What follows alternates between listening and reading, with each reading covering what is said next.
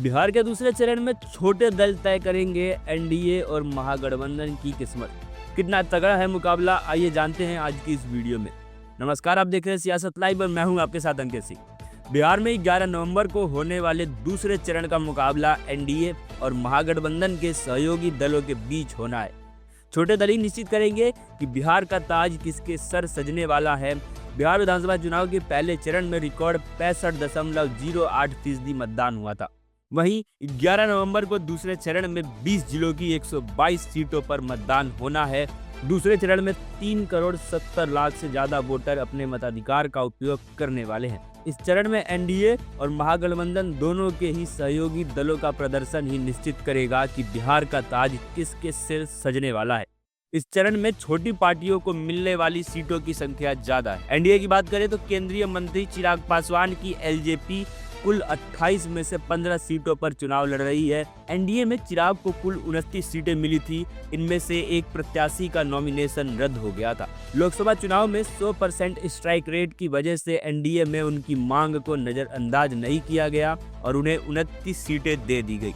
वहीं पूर्व सीएम जीतन राम मांझी की पार्टी एचएएम के सभी 6 प्रत्याशी इसी चरण में किस्मत आजमा रहे हैं। पासवान और मांझी दोनों ही दलित चेहरे हैं।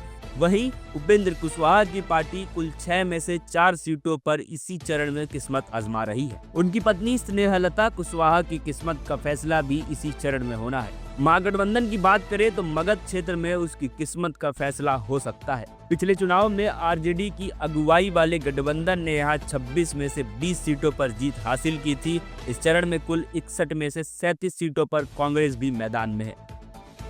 इसके अलावा मुकेश सहनी की विकासशील इंसान पार्टी 12 में से 7 सीटों पर चुनाव लड़ रही है।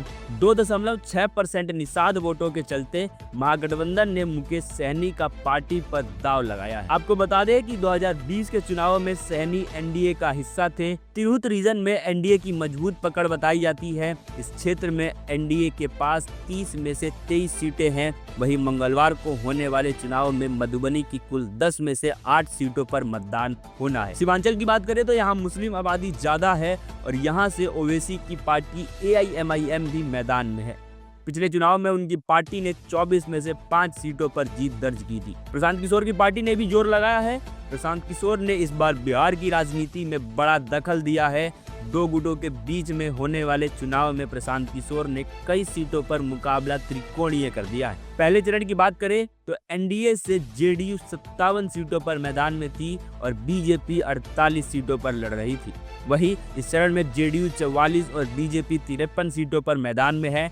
महागठबंधन में आरजेडी 71 सीटों पर चुनाव लड़ रही है और सीपीआई एमएल 6 सीटों पर मैदान में। बाकी बिहार चुनाव को मद्देनजर रखते हुए आप क्या राय रखते हैं, नीचे कमेंट बॉक्स में जरूर बताएं। देखते रहिए सियासत लाइव। धन्यवाद।